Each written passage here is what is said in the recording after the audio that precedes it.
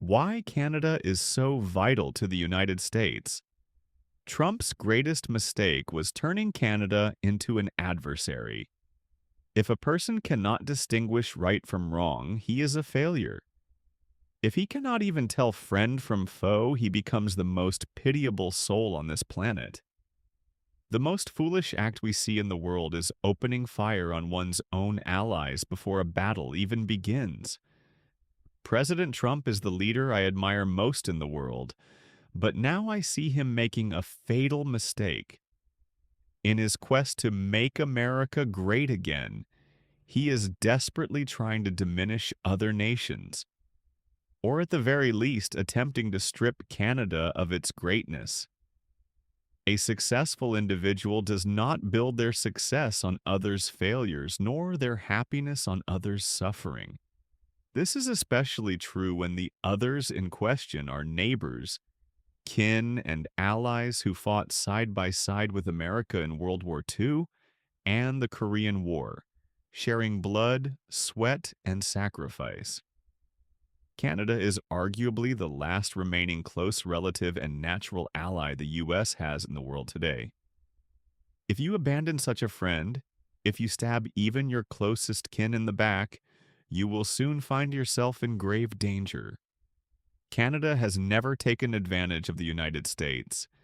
In reality, Canada sells oil to the U.S. at cost, far cheaper than American-produced oil. At most, this provides jobs for Canadians, jobs that pay barely a third of what their American counterparts earn.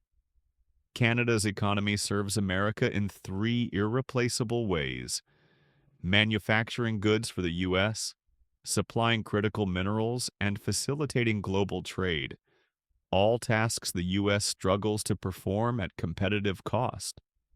Many of Canada's resources, in fact, are non-existent within the U.S.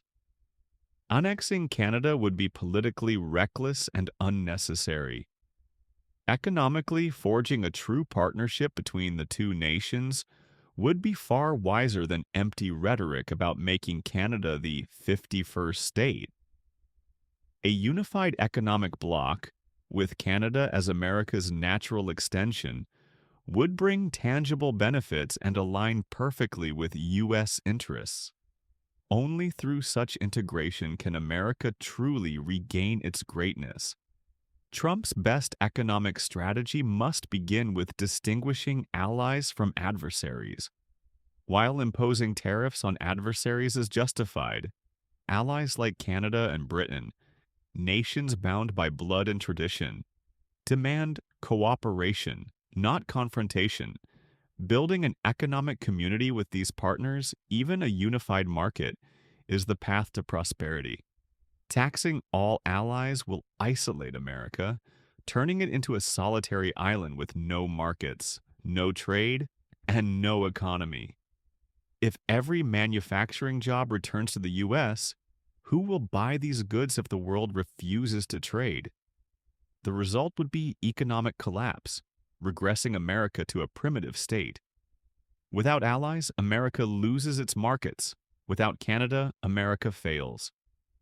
To antagonize Asia, alienate Europe, and create sworn enemies in North America is to invite hell on earth. Americans would lose access to foreign goods, export markets, and even the freedom to travel, trapped in a self-made prison. Such an outcome would mirror losing a world war. When you turn neighbors into enemies, comrades soon follow. Eventually, even family becomes suspect. One day, you'll stare into the mirror and no longer recognize yourself. As Sartre warned, hell is other people, a tragic truth of existentialism. Whoever advised Trump to alienate Canada, America's last true friend, must be fired. This is not strategy. It is suicide,